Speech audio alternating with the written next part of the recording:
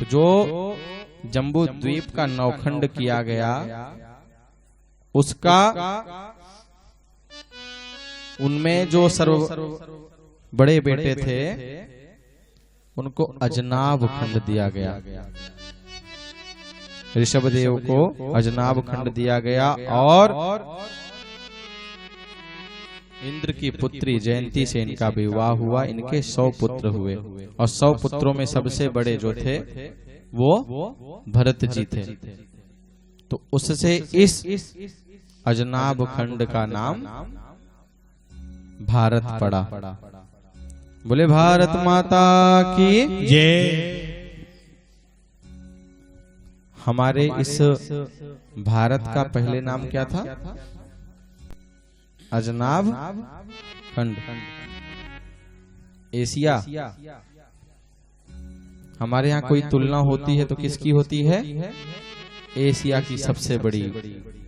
संबोधित करते हैं, बताते हैं ना, एशिया की सबसे बड़ी मार्केट एशिया। तो वो अजनाब खंड था और अजनाब खंड से इसका नाम पड़ा भारत। फिर इसके टुकड़े होते होते आज बोले भारत माता की जय हो। जहाँ डाल डाल पर सोने की चिड़िया करती थी, वो भारत देश है मेरा, वो भारत देश है मेरा।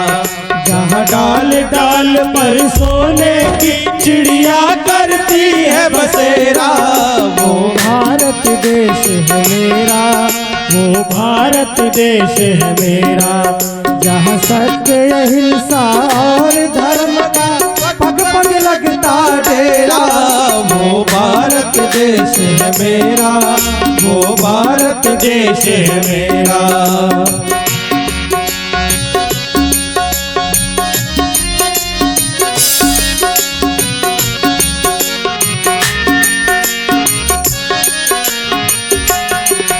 ये धरती वो जहाँ ऋषि मुनि जपते हरि नाम की माला। हरिओ हरिओ हरिओ हरिओ। ये धरती वो जहाँ ऋषि मुनि जपते हरि नाम की माला। जहाँ हर बालक एक मोहन है और राधा एक बाला, और राधा एक बाला।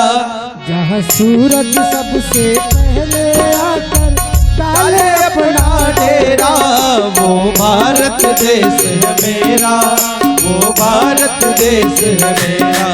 जहाँ डाल डाल पर सोने की चिड़िया करती है बसेरा, वो भारत देश है मेरा, वो भारत देश है मेरा।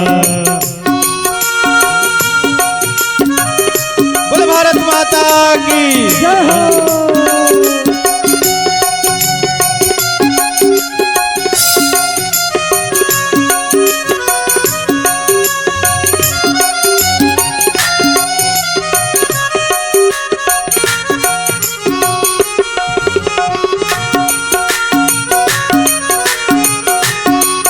जहाँ गंगा जमुना कृष्ण और कावेरी बहती जाए। हरिओम हरिओम हरिओम हरिओम। जहाँ गंगा जमुना कृष्ण और कावेरी बहती जाए, जहाँ उत्तर दक्षिण पूरब पश्चिम को अमृत पिलवाए, को अमृत पिलवाए। हाँ, को अमृत पिलवाए, को अमृत पिलवाए। यही सूरज सबसे पहले आकर डाले अपना डेरा, वो भारत देश है मेरा, वो भारत देश है मेरा। जहाँ डाल डाल पर सोने की चिड़िया करती है बसेरा, वो भारत देश है मेरा, वो भारत देश है मेरा।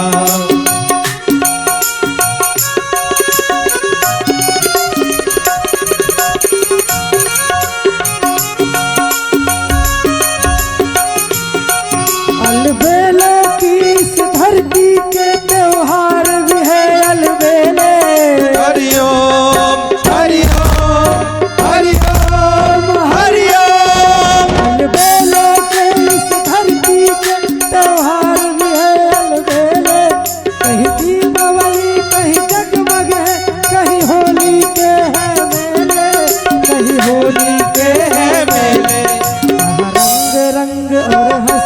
खुशी, जहाँ रंग रंग और हंसी खुशी चारों है घेरा। वो भारत देश है मेरा, वो भारत देश है मेरा। वो भारत काल पर सोने की चिड़िया करती है बसेरा। वो भारत देश है मेरा, वो भारत देश है मेरा। डाल डाल पर सोने की चिड़िया करती है बसेरा। वो भारत देश है मेरा, वो भारत देश है मेरा।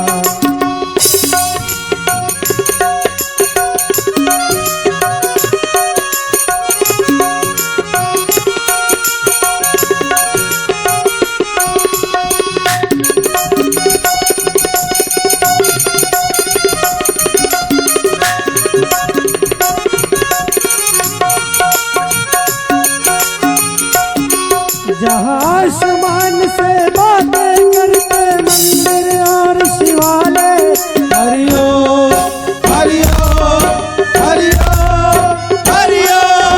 जहाँ आसमान से बातें करते मंदिर और शिवालय। किस बार पे कोई ना ताला डाले, कोई ना ताला डाले। और प्रेम की बंसी जहाँ बजाता आए शाम सवेरा। वो भारत देश है मेरा, वो भारत देश है मेरा। जहाँ डाल डाल पर सोने चिड़िया करती है बसेरा। वो भारत देश है मेरा, वो भारत देश है मेरा। ऐसा भारत देश है मेरा, ऐसा भारत देश है मेरा। वो भारत देश है मेरा, वो भारत देश है मेरा।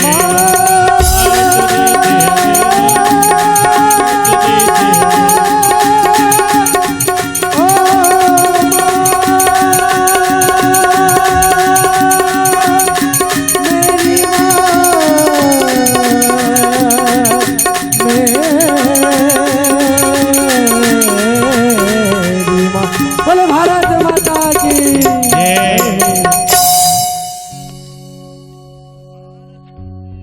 बोले राधे रानी सरकार की जय। भरत जी से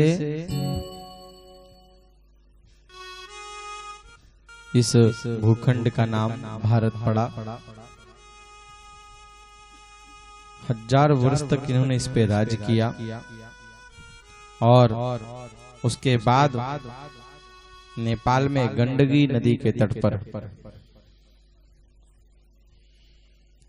इन्होंने गृहस्थ आश्रम को छोड़कर संन्यास आश्रम, भगवत सत्संग, भगवत प्राप्ति के मार्ग पे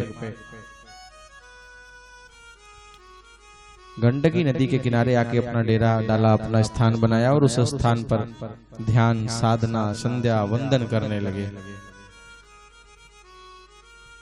माया से दूर और सुख भरपूर। सभी विषयासक्ति से अपने मन को हटाकर भगवान के चरणारविंदों में अपने मन को लगाया भरत जी ने। अपितु एक दिन संध्या वंदन के लिए गंडकी नदी के तट पर गए तो देखते हैं कि नदी के उस छोर पर एक हिरनी जल पी रही है। उतने में शेर ने दहाड़ मारी तो प्राण बचाने के लिए वो जो हिरनी थी वो नदी में छलांग लगा देती है। तो उसी समय उससे प्रसव हुआ एक बालक, उसका हिरण का एक बच्चा उसी नदी में गिरा। तो भरत जी उसको बचा कर लाए और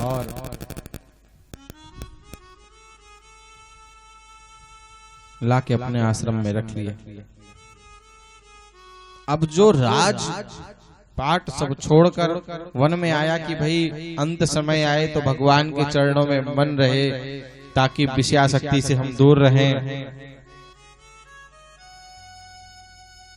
सब गृहस्थी जीवन छोड़ दिया, पुत्र को छोड़ दिया, परिवार छोड़ दिया। एक हिरण का बच्चा ला के अपने आश्रम में रख लिए कि भाई बाहर ये असुरक्षित रहेगा, बड़ा हो जाएगा तो इसको हम छोड़ देंगे। पर उससे ऐसी आसक्ति हुई कि जब भरत जी ध्यान में होते और थोड़ी सी भी खुरबुराहट की आवाज होती तो उनका मन तुरंत उस हिरण पे जाता कि कहीं कोई बड़ा जानवर तो नहीं आ गया उसको खा जाए। तो दिन रात जो भरत जी भगवान में लगे रहते थे, तो अब उनका जो मन वो कहाँ लग गया? उस हिरण के पीछे। और जब मृत्यु का समय आया तो भरत जी के मन में अब उस हिरण का ख्याल आ गया। क्यों आ गया? क्योंकि कुछ समय पहले ही जैसे जैसे हिरण बड़ा होता गया, अब जंगल में है कुटिया, तो बाकी भी हिरण जल पीने आते थे। तो एक दिन क्या हुआ कि वो बाकी हिरणों के साथ उसी झुंड में, अब तो भरत जी का मन उसी में लगा रहा कि हाय उसका क्या हुआ होगा, मेरा हिरण उसको कोई पशु तो नहीं खा गया, बेचारा किस हाल में होगा, पता नहीं उसको कोई कुछ खिलाता होगा नहीं खिलाता होगा, कहीं कोई हिंसक पशु तो नहीं खा गया। इस प्रकार से भरत जी के मन में विचार आने लगे और उसके विरह में, उसके स्नेह में इस प्रकार मन लगा कि जब अंत समय आया तो जिस कार्य के लिए राज्य महल छोड़ा, पुत्र छोड़ा, परिवार छोड़ा, अंत में मति कहाँ चले गई? हिरण के बच्चे पर, कि वो मेरे पास आया था, इतना सा था, पता नहीं उसको कुछ खाने को मिला नहीं मिला, कहीं किसी जानवर ने उसे ना खा लिया हो, उसकी मृत्यु हुई तो अंते मति सह गति। शास्त्र कहता है मरते समय यदि आपकी आसक्ति जहां है उसी योनि में आपको। लोग कहते हैं ना शास्त्र में लिखा है कुत्ता नहीं पालो, ये नहीं करो, मैं तो पालूंगा। वो इसलिए नहीं कहते कि तुम उनसे उनका द्वेष है। हमारे यहाँ पहली रोटी जब बनती है, रोटी छोड़ दीजिए, जब फसल तैयार होती है तो वहीं से उसका हिस्सा लगना शुरू हो जाता है। जमीन से एक हाथ ऊपर जो है वो पशुओं को, धान गेहूं काटते हो तो गेहूं खाते हो कि उसका डंठल खाते हो? गेहूं खाते हो। तो हिस्सा तो हमारे यहाँ पहले ही भाग देना शुरू कर देते हैं। पहले जब, आज भी है कई क्षेत्रों में जब खेती होती है, देखिए ऊपर का भाग मनुष्यों के लिए है लेकिन उसके नीचे का डंठल पशुओं को चला गया। तो जो पहला अनाज आता है उसमें से भी निकाल के कहाँ जाता है? ग्राम के देवता के, ग्राम देवता का जो मंदिर है लोग वहां चढ़ा देते हैं। उसके बाद पिसा, जब गेहूं पिस गया, आटा बन गया, तो क्या करते हैं? चींटियों को थोड़ा सा आटा डाला जाता है ना, उनके लिए भी छोड़ दिया जाता है। जब आटा सन गया तो मछली को सूखा आटा तो नहीं डाला जाता, क्या डाला जाता है? आटे की, कहता है ना गोली बना के डालो। तो हमारे यहाँ सबका ध्यान रखा है, शास्त्रों ने सबके लिए नियम बनाए। आटे की जब रोटी बन गई तो पहली रोटी किसको दे दी? गौ माता को। तो कुत्ते को तिरस्कृत नहीं किया। गौ में हमारे सारे देवी देवताओं का वास है, तो उसको हमसे आपसे पहले भोजन दिया गया। और उसके बाद कहा गया कि लास्ट में जो आपके पास बचा है वो उसको भी खिलाओ। घर में एक कुत्ता होगा, वो आपकी सुरक्षा करे ना करे पता नहीं, लेकिन कभी गांव में देखिए किसी के दरवाजे जहां रोटी या खाने को दिया जाता है उसके दरवाजे से कोई निकल नहीं सकता। गांव के जितने ग्राम सिंह हैं सब उसी के दरवाजे मिलेगा, दौड़ा लेंगे। बोले भागवत भगवान की। तो भरत जी की आसक्ति किसमें हुई? हिरण में। तो उनको हिरण योनि में जन्म लेना पड़ा। और हिरन योनि में जब वो जन्म लिए तो भगवान की कृपा से उनको पूर्व जन्म की स्मृति थी, तो उनको पता था कि मैं क्यों इस योनि में आया हूं। तो जब हिरन हरे पत्ते खाते तो वो हरे नहीं, वो सूखे पत्ते खाते कि कितना जल्दी इस शरीर से छुट्टी मिले। तो जड़ भरत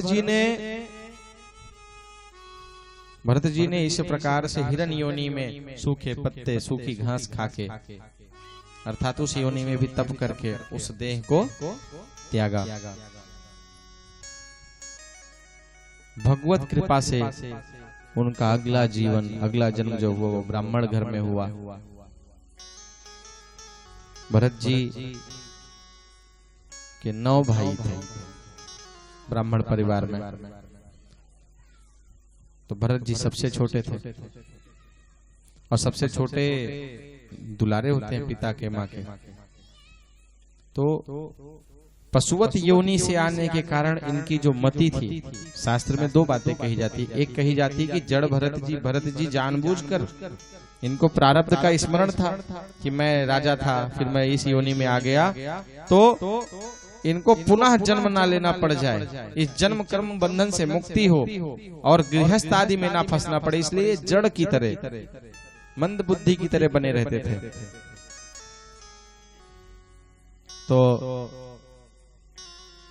जड़ भरत जी को समझा के उनके पिताजी की बेटा पढ़ लो। जड़ भरत जी को स्कूल ले जाया गया, मास्टर जी बोलो बेटा 1, तो जड़ भरत जी बोले 1। फिर मास्टर जी बोले बेटा 2, तो बोले गुरुजी पहले ये बताओ ये 1 आया कहां से। तो मास्टर जी समझा के थक गए, अंत में ले आए, बोले हे ब्राह्मण देवता तुम्हारा ये जो बेटा एकदम जड़ है, मंद बुद्धि है, इसको तुम ही रखो, पढ़ाओ मत, हमारे बस का नहीं है। तो मंद बुद्धि होने के कारण, बने रहने के कारण उनका नाम जड़ भरत पड़ा। माता पिता ने मंद बुद्धि जानकर उनका विवाह भी नहीं किया कि जिसकी बिटिया आएगी उसका भी जीवन नरक हो जाएगा। समय पर उनकी माता पिता का देहांत हुआ, शरीर छूट गया। अब बचे कौन? 9 भाई और जड़ भरत जी। अब भाभियां आ गई, जब तक भाभियां नहीं थी तब तक तो ठीक है, माँ थी कोई दिक्कत नहीं। भाभियां आ गई तो देखती कि उनके पति काम पर जाते हैं, दिन भर मेहनत करते हैं, खेत गोड़ रहे हैं, खेती कर रहे हैं, और ये जो देवर है छोटा वाला ये क्या करता है? दिन भर सिर्फ एक, भाभी कुछ खाने को दो। तो मन में काम का नकाज का दुश्मन, तो सब अपने अपने पतियों से कहती कि तुम लोग इसको भी काम पे ले जाया करो, ये दिन भर घर में पड़े पड़े सिर्फ खाता रहता है। तो पत्नियों के कहने पे, बार बार टोकने पे भाइयों ने जड़ भरत को बुलाया, बोले भैया, बोले हाँ भाई, बोले चलो खेत में, बोले चलो। जड़ भरत जी को खेत में ले आए, बोले एक काम करो, देखो ये हमने पानी लगाया हुआ है, तुम नहर से पानी आ रहा है तो इसको एक काम करो बराबर कर लो ताकि पानी जो है उधर न जाने पाए। भरत जी बोले ठीक है, खेती बराबर कर देता हूँ, बहुत बड़ा काम नहीं है, तो बहुत छोटा काम है, बोले कर लो। भाई बड़े प्रसन्न की चलो। तो जब तक भाई थे भरत जी थोड़ा ठीक धीरे धीरे काम करते रहे। तो कुछ जमीन ऊंची थी उसको बराबर में करना था ताकि पानी बराबर से हो जाए। तो जड़ भरत जी ने विचार किया कि आज मैंने अगर खेती को बराबर कर दिया तो कल ये मुझसे फसल उगवाएंगे, फिर मुझे उसी प्रपंच में फंसा लेंगे जहां से मैं भाग रहा हूँ। तो जड़ भरत जी क्या किए, जितना इधर इनका खेत था उसी को खोदना शुरू कर दिए, और उल्टा जहां पे गड्ढा था उसको भरने की जगह उसको और खोद के गड्ढा कर दिया। तो रात में भाई लोग जब वापस शाम को आए कि चलो देखो मेरे भाई ने काम कर दिया होगा, तो देखे कि जड़ भरत जी ने एकदम गड्ढा करके रख दिया। बोले अरे मूर्ख, तुझसे कुछ नहीं होगा, चल घर। ले आए घर, बोले तू यहीं बैठ, तुझे कुछ करने की जरूरत नहीं है। कुछ दिन बीता, पुनः पत्नियों ने कहा कि कितने दिन बैठा के खिलाओगे, इसको ले जाओ काम पे।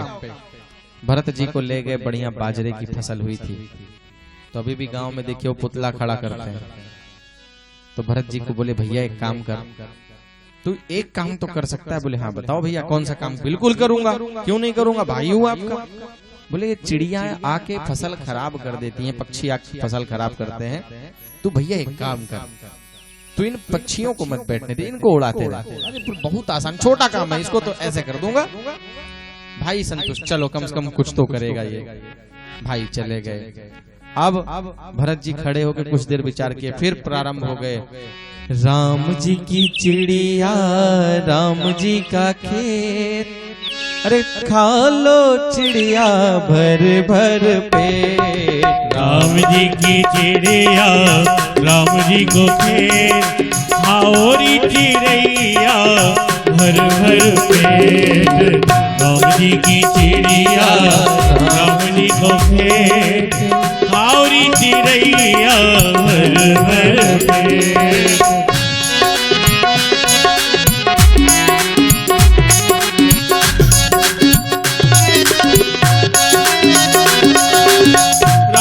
की चिड़िया, राम जी को खेत, राम जी के चिड़िया, राम जी को खेत, ओ राम जी की चिड़िया, राम जी को खेत, राम जी के चिड़िया, राम जी को खेत, हाओरी चिड़ैया भर भर पेट, हाओरी चिड़ैया भर भर पेट। राम जी की चिड़िया, राम जी को खेत, हाओरी चिड़ैया भर भर पेट। राम जी को ताली बजाते हुए, हाओरी चिड़ैया भर भर पेट। बोले राजा रानी सरकार की।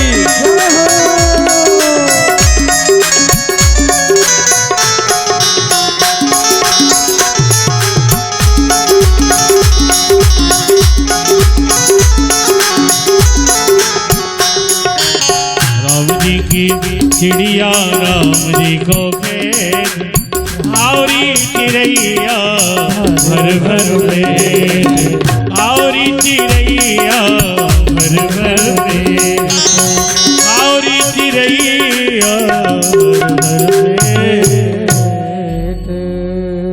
बोले भागवत भगवान की जय। मानो भरत जी कह रहे हैं कि हे चिड़ियों, हे पक्षियों, अब ये आपका खेत है, मुझसे डरने की जरूरत नहीं है। ना तो ये भूमि मेरी है और ना मैं इसका मालिक हूँ। राम ने ये भूमि दी है, नारायण ने ये भूमि दी है, ये फसल भी उन्होंने दी है, तो इस पे अधिकार भी तुम्हारा है, उन्हीं का है, बिल्कुल खाओ। अब भाई जब लौटे, देखा कि ये स्थिति, जो फसल है वो सब साफ, तो भरत जी ने विचार किया कि कहीं भाई प्रताड़ित ना करे, तो इसलिए वो घर छोड़ के चल दिए।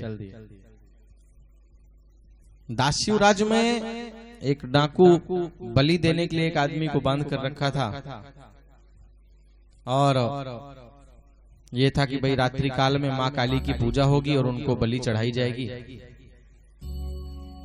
तो वो आदमी बंधन तोड़कर भाग गया। अच्छा, जड़ भरत जी जंगल में भ्रमण करते हुए चले जा रहे हैं, भूख प्यास से व्याकुल है। तो अब उस डाकू के जितने सैनिक थे, जितने गण थे, विचार करते हैं कि अगर साहब आएंगे और काम कम पूर्ण नहीं मिलेगा तो फिर दंडित करेंगे, क्या किया जाए। जिसको बलि के लिए लाए थे वो तो भाग गया। तो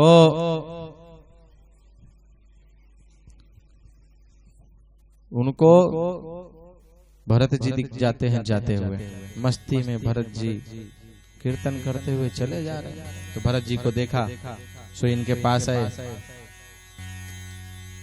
बोले चलो तुम्हें हमारे साथ चलना है।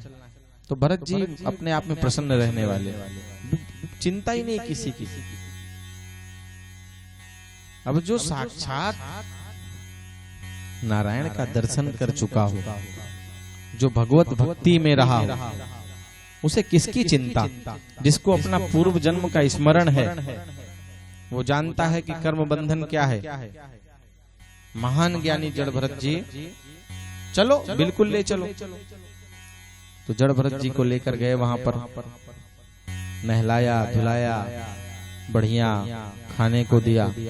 जड़ भरत जी एकदम प्रसन्न हो गए, वाह राम जी, मैं तो जंगल निकल आया था, आपको मेरी यहाँ भी चिंता है।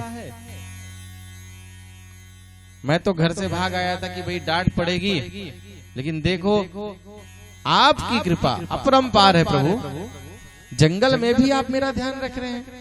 सामने से भेज दिया इनको कि मेरा बेटा, मेरा बालक, मेरा दास भूखा होगा। बड़ा आनंद आया, भरत जी एकदम भरपेट खाए। अब उसके बाद जब उनका सरदार आया, बोले इसको यहां लाके लेटा दो, और बलि देने के लिए जैसे ही तैयार हुआ, तलवार उठाया, मां काली उस स्थान पर प्रकट हो गई और उस दुष्ट को, उस डाकू को उस स्थान पर मार दिया। और भरत जी को दुलार करती हैं कि पुत्र, मेरे कारण तुझे तकलीफ हुई, हे बेटा, मेरे कारण तुझे इस दुष्ट ने, मुझे बलि देने के लिए, मुझे बलि चढ़ाने के लिए तुझे इस दुष्ट ने लाकर यहाँ पर रख दिया, तू भयभीत नहीं हुआ। भरत जी उन्हें प्रणाम करते हैं और पुनः आगे चल पड़ते हैं। तो राजा रघुगण कपिल मुनि के आश्रम के लिए प्रस्थान किए होते हैं, ज्ञान के लिए कपिल मुनि के पास जा रहे होते हैं। तो उनका एक कुम्हार जो डोली उठाता है वो बीमार पड़ जाता है, रास्ते में अस्वस्थ हो जाता है। तो राजा कहते हैं कि जाओ, जो भी मिले उसे ले आओ, लेके आके चलो, गुरुदेव के आश्रम जाना है। तो उनके सिपाही जब ढूंढना प्रारंभ करते हैं तो जड़ भरत जी इनको मिल जाते हैं। तो जड़ भरत जी शरीर से भी बढ़िया हट्टे कट्टे थे, ये वो चलो अच्छा आदमी मिला है। बोलते चलो राजा जी बुला रहे हैं, लेके आए। राजा पालकी पे सवार, भरत जी, उनको 4 लोग लगे हैं तो उसमें भरत जी भी हैं। तो जैसे ही चींटी आदि नीचे आती तो भरत जी उछल जाते। तो जब भरत जी उछलते तो राजा तो पालकी के अंदर, तो सर टकरा जाता ऊपर। तो राजा एक बार क्रोधित चिल्लाया, बोले ठीक से चलो, देख के नहीं चल सकते। तो सिपाही डर के, हुजूर हम नहीं है, ये जो नया वाला है वही कर रहा है। उसको समझाया कि अरे शरीर से हिष्ट पुष्ट हो, सही से चलो। तो समझाने पर पुनः भरत जी, हाँ जी ठीक है ठीक है, ठीक से चलते हैं। कुछ दूर और आगे चले, पुनः फिर चींटियों का झुंड जा रहा था, फिर भरत जी। और जैसे ही भरत जी उछले, सोई राजा रघुगण के सर में फिर लग गए। और जब राजा रघुगण के सर में लगी तो राजा कहते हैं कि तू बुद्धि का जड़ ना होता तो मैं तेरा यही प्राणांत कर देता। तू जड़ बुद्धि है, विवेक नहीं है तेरे पास। अविवेकी का वध करना नहीं चाहिए, दोष लगेगा। नहीं मूर्ख, तेरी इस दुष्टता पे मैं तुझे मृत्यु दंड दे देता। जब इस प्रकार से राजा ने कहा, तब भरत जी कहते हैं, स्थौल्यं काश्यं व्याधय आद्यश्चाच्युति भयं कलिर्चा जराचा निद्रारतिर्मन्योरहमदम् शुचौ देहेन जातस्य हीमेन सन्तिः। हे राजन, शारीरिक मोटापन, दुर्बलता आदि ये मेरा नहीं है, ये मेरा नहीं है। रामकृष्ण परमहंस जी माँ काली से बात करते थे। माँ काली उनको खिलाती थी गोद में। तो एक बार एक संत ने पूछ लिया कि बोले हे गुरुदेव, हमने सुना है कि माँ काली आपसे बात करती हैं। बोले हाँ बिल्कुल करती हैं। तो बोले उनसे कह देना जरा हमसे भी बात कर लें। बोले बिल्कुल कह देंगे। तो बोले कैसे बात करेंगी? वो महात्मा पूछता है कि भाई आप कह दोगे तो कैसे बात करेंगी? तो बोले एक काम करो, आप अपना एड्रेस दे दो, आप अपना एड्रेस दे दो, मैं माँ काली से बोल दूंगा, आपसे बात कर लेंगी। तो राजा वो संत बोलता है भाई फला स्थान पर ये कुटी है। बोले वो नहीं, अपना एड्रेस दो। क्या दो?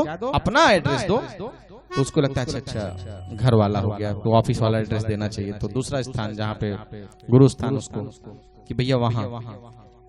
बोले हे गुरुदेव वो मेरा स्थान है। दूसरा स्थान बता दिया। जैसे सबका भाई ये पैतृक है, वो शहर वाला है, तो दोनों स्थान दे दिया। पुनः रामकृष्ण परमहंस जी ने कहा कि अरे अपना एड्रेस, आपका अपना निजी स्थान बताओ। तो साधु पूछता है समझे नहीं, अब निजी स्थान? बोले ये तुम जो एड्रेस दे रहे हो किसका दे रहे हो? इस देह का दे रहे हो, इसको उस जगह से पहचाना जाता है। तुम कहां से हो? तुम्हारा स्थान कहां है? जिस दिन तुम्हें इस चीज का ज्ञान हो जाएगा उस दिन तुम्हारा उद्धार हो जाएगा। माँ काली क्या नारायण के भी दर्शन तुम्हें, जीव को जिस दिन ये ज्ञान हो जाए। आज राजा रघुगढ़ से जड़ भरत जी कह रहे हैं कि हे राजन, ये मोटापन, पतलापन, मंद बुद्धि ये जो तुम देख रहे हो ये मेरा नहीं है। राजा रघुगढ़ रथ से नीचे, अपने पालकी से नीचे उतर आए, हाथ जोड़कर खड़े हो गए कि हे ब्राह्मण देवता आप हैं कौन? तो वहां पर देह का ज्ञान जो है ये हम सब के लिए है। स्थायी पता हमारा क्या है? अविज्ञात के पास से, नारायण के पास से ये जीव आया है। उत्तानुपात की कल हमने कथा सुनी। उत्तानुपात का अर्थ होता है पैर ऊपर सर नीचे। उत्तानुपात हमेशा पुण्य करना चाहता है, लेकिन जैसे जन्म लेते हैं तो क्या हो जाता है? पैर नीचे, सर ऊपर। तो हम सब ने अपनी गति कैसी बना रखी?